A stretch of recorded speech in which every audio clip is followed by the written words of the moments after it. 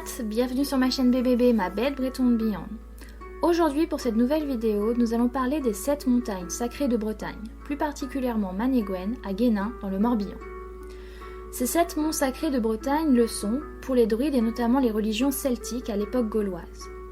Ces montagnes sont les lieux de culte pour les druides qui s'y sentent plus proches du ciel et y pratiquent toutes sortes de rituels. Sur certaines d'entre elles, on trouve ce qui semblerait être des pierres sacrificielles. Certaines légendes parleraient de sacrifices humains, ce dont nous ne sommes toujours pas sûrs à l'heure actuelle. Les 7 montagnes sacrées de Bretagne sont situées dans les différents départements bretons. Il y en a une dans le Morbihan, 2 dans le Finistère, 2 dans les Côtes-d'Armor et 2 en Ille-et-Vilaine. Ces sites sont facilement accessibles et promettent de plonger au cœur de notre histoire. Dans cette vidéo, je vous propose de découvrir Manégoën, à Guénin dans le Morbihan, l'une de ces 7 montagnes de Bretagne. Le site s'étend sur plusieurs kilomètres, entre points de vue surplombant le pays de Vannes et nature verdoyante. La colline sacrée du Manégoën, montagne blanche en breton, culmine à 155 mètres d'altitude. Sur son flanc est, une chapelle a été construite en 1577, au XVIe siècle. Il s'agit de la chapelle Notre-Dame du Manégoën. Le circuit de 5 km vous propose de découvrir la chapelle Notre-Dame, la fontaine et le puits, la chapelle Saint-Michel et la pierre du sacrifice. La chapelle Notre-Dame est dédiée à la Vierge, priée surtout par les femmes pour obtenir ou protéger une maternité.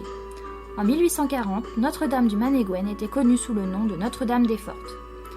La chapelle est classée au titre des monuments historiques depuis 1963 et a été restaurée en 2006. L'édifice se distingue surtout par la large frise qui court sur ses façades ouest et sud.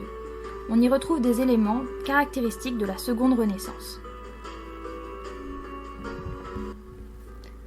En vous aventurant au cœur de la forêt, sur le circuit de la colline sacrée, vers les hauteurs, vous trouverez la chapelle Saint-Michel.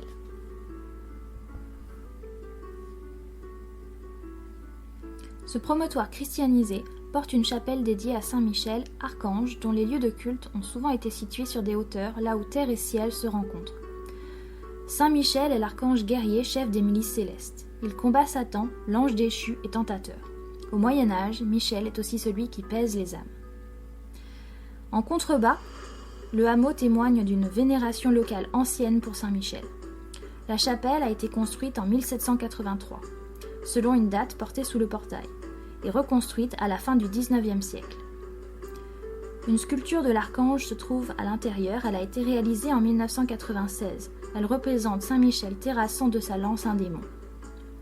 En 1997, un vitrail a également été créé, représentant le glaive de Saint-Michel.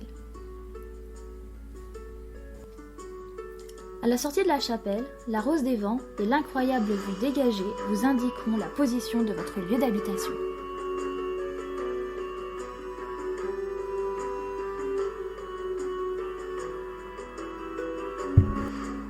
Le site du Manégoën est un lieu sacré depuis des époques très reculées.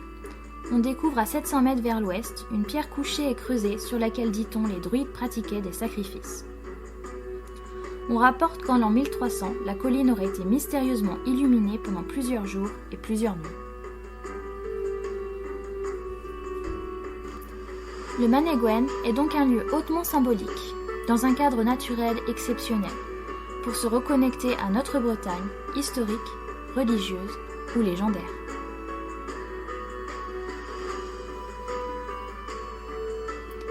Voilà, c'est terminé pour cette vidéo, en espérant qu'elle vous a plu.